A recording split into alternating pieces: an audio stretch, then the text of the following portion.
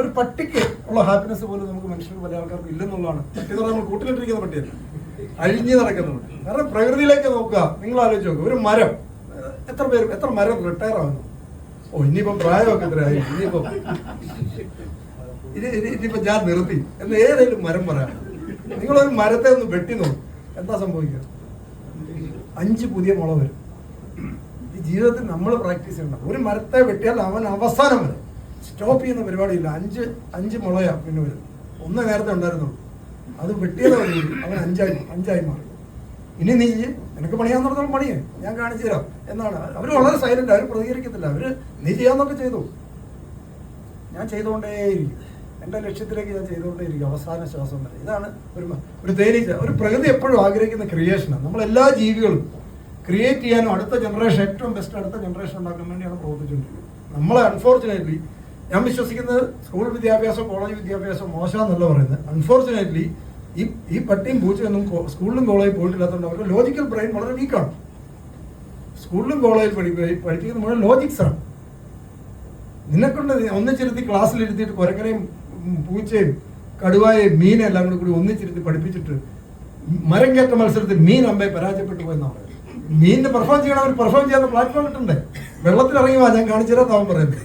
കുരങ്ങൻ നീന്തൽ മത്സരത്തിൽ പരാജയപ്പെട്ടു. കുരങ്ങനെ ഇത് കൊടുത്തു, അവന്റെ കപ്പാസിറ്റിയാണ്. ഇവരെ എല്ലാം കൂടി ഓർഡിനറി ആക്കി മാറ്റി ഒറ്റ പൈപ്പിനകത്തോട് കയറ്റി ഇറക്കി വിടുന്ന വിദ്യാഭ്യാസ സമ്പ്രദായമാണ് ആൾക്കാരുടെ പൊട്ടൻഷ്യൽ മുഴുവൻ കളയുന്നത്. നമുക്ക് തന്നെ തോന്നുന്നത് എന്നെ കൊണ്ടൊന്നും കൂടുതൽ. നമ്മൾ ഏതെങ്കിലും 2 സബ്ജക്റ്റിൽ നമുക്ക് മാർക്ക് കുറവാണെങ്കിൽ നമ്മളെ നാട്ടുകാരും വീട്ടുകാരും സ്കൂളിലുള്ളവർ എല്ലാവരും കൂടി തന്നെ യൂസ്ലെസ് ആണ്. നീ കണ്ടത് മറ്റവനെ കണ്ടുപിടിക്കും, മറ്റവൻ്റെ ഒപ്പമാകാനാണ് പറയുന്നത്. അതോടുകൂടി കഴിഞ്ഞു, അതോടുകൂടി അവൻ്റെ ജീവിതം പോവുകയാണ്. സത്യം പറഞ്ഞു, ഇവന്റെ ഉള്ള കഴിവുകൾ സാധനം ഉയർത്തിയെടുക്കുന്നതിനെ കുറിച്ച് അവനെ ചുമ്മാ വെറുതെ വിട്ടാൽ മതി, അവൻ ജീവിച്ചോളൂ.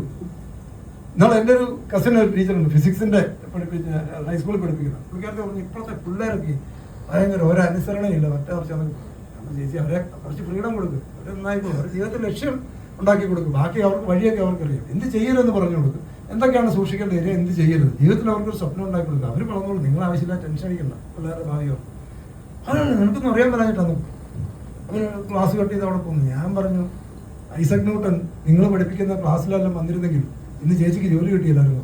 അതെന്താ നീ അങ്ങനെ പറഞ്ഞു? ഐസക് ന്യൂട്ടന്റെ തലയിലേക്ക് ആപ്പിൾ വീണു, ഇതെന്നെ മുകളിലേക്ക് പോഞ്ഞെന്ന് പുള്ളി ചിന്തിക്കാതിരുന്നു. പുള്ളി വീട്ടിലിരുന്നോണ്ട് ആപ്പിളിന്റെ ചുവട്ടിലിരുന്നോണ്ടാ. അല്ല, നിങ്ങളുടെ ക്ലാസ്സിൽ വന്നിരുന്ന പുള്ളിക്കാരുടെ തലയിൽ ആപ്പിളും വീഴിയല്ല, അത് പുസ്തകത്തിലും വരികയല്ല, നിങ്ങൾക്കുള്ള ജോലിയും കിട്ടിയല്ല.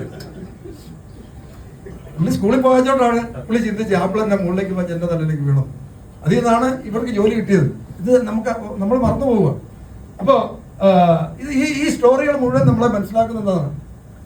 സക്സസ് ആകുന്ന എല്ലാ ആൾക്കാരും നിങ്ങൾ നോക്കും. അമിതാഭ് ബച്ചൻ ഇത്രയും ഇന്ത്യൻ സിനിമയിൽ പുള്ളിയുടെ സൗണ്ട് ശരിയല്ല എന്ന് പറഞ്ഞ് ആകാശവാണിന്ന് പുള്ളി റിജക്ട് ചെയ്തത്.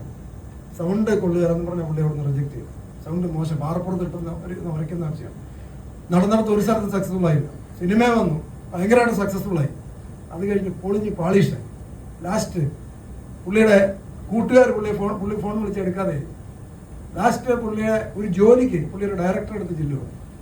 അമിതാഭ് ബച്ചനെ പോലെ ഒരാളെ ജോലിക്ക് വെക്കാൻ ആ ഡയറക്ടർ, കാരണം അമിതാഭ് എന്ന് പറഞ്ഞാൽ എന്താണെന്ന് അറിയാവുന്ന ഒരു ഡയറക്ടർ പുള്ളി എൻ്റെ താഴെ ജോലിക്ക് ശമ്പളത്തിന് വെക്കാന്ന് പറഞ്ഞാൽ മറ്റേ പുള്ളിക്ക് ചിന്തിക്കാൻ പോലും പറ്റിയത്. അതിനുവേണ്ടി പുള്ളിയുടെ സുഹൃത്ത് ഉണ്ടാക്കി കൊടുത്ത ഒരു പ്രോഗ്രാമാണ്. അമിതാഭ് ബച്ചനെ തിരിച്ചു കൊണ്ടുവരാൻ വേണ്ടി മാത്രം ഒരു പ്രോഗ്രാം ഉണ്ടാക്കി കൊടുത്തതാണ് കോർപ്പറേറ്റ്. ഈ അമിതാഭിനെ തിരിച്ചു കൊണ്ടുവരാൻ വേണ്ടി മാത്രമാണ് ആ പരിപാടി തുടങ്ങിയത്. പുള്ളി അതിനകത്തോട് തിരിച്ചു കയറി വന്നു, വലിയ ലെവലിൽ വന്നു, അങ്ങേയറ്റം വിനയം. അവരൊക്കെ ഇതുമായിട്ട് ഡിറ്റാച്ച്ഡ്. നമ്മൾ വിചാരിക്കുന്നത് ഇപ്പോൾ മോഹൻലാലോ മമ്മൂട്ടി അല്ലെങ്കിൽ യൂസഫ് അലിയോ അല്ല ഇതുപോലുള്ള ആൾക്കാർ അല്ലെങ്കിൽ ചിത്രപ്പള്ളി കൊച്ചേഴ്സൊക്കെ ഇപ്പോഴും അവരിങ്ങനെ പ്രവർത്തിച്ചുകൊണ്ടിരിക്കുന്നത് തന്നെ കുറെ കൂടെ കാശുണ്ടാക്കിയിട്ട് തിന്നാനായിട്ടാണ്. അവർക്ക് ആ ലെവലൊക്കെ കഴിഞ്ഞതാണ്. അവരെ സംബന്ധിച്ച് പുതിയൊരു പ്രോജക്റ്റ് ഉണ്ടാക്കി വിജയിപ്പിച്ച് അത് 10 പേർക്ക് ജോലി കൊടുത്ത് കുറെ ടാക്സ് അടച്ച് ഈ സാധനം മറ്റുള്ള ആൾക്കാരുടെ ലൈഫ് എത്ര പേരുടെ കൂടുതൽ ആൾക്കാർ അവരിലൂടെ ജീവിക്കുന്നു, അതൊക്കെയാണ് അവർക്ക് അഭിമാനമുള്ളത്. അതിനുവേണ്ടി അവർ ചെയ്യുന്നില്ല, കാശുണ്ടാക്കാൻ കാശ് അവർക്ക് കാശിന്റെ അപ്പുറം കഴിഞ്ഞ ആൾക്കാരല്ല. അവർക്ക് ഇനി എന്താ അവരുടെ ഇപ്പൊ പോലും മമ്മൂട്ടിയോട് ചോദിച്ചപ്പോൾ അദ്ദേഹം പറഞ്ഞു, എനിക്ക് നല്ല കൊതിയാണ് ഇനി അത് ഇത്രയും ചെയ്താണ് പറയുന്നത്. പുള്ളി ഓരോ സിനിമ ഫീൽഡിൽ ആരെങ്കിലും ഇവിടെ ഉണ്ടെങ്കിൽ അവർക്ക് ഞാൻ പറയുന്നത് പെട്ടെന്ന് മനസ്സിലാവും. ഒരു കുഞ്ഞൊരാൾ ഒരു സിനിമ കഥ അടുത്ത കഥ പുള്ളി ഇവരിൽ നിന്ന് വല്ല കഥ കിട്ടുമെന്നാണ് നോക്കുന്നത്. കഥ പുള്ളിക്ക് പറയുമ്പോൾ കിട്ടിയെങ്കിൽ ഉടനെ പുള്ളിക്ക് പറ്റുന്ന ഒരു എഴുത്തുകാരനെ കൊണ്ട് ഈ കഥ എഴുതാൻ പറ്റും, അത് എഴുതിയിട്ട് ഞാൻ അഭിനയിക്കാന്ന് പറയും. ഇങ്ങനെയാണ് എപ്പോഴും കൊതിയാണ്. അതാണ് പാഷൻ എന്ന് പറയുന്നത്.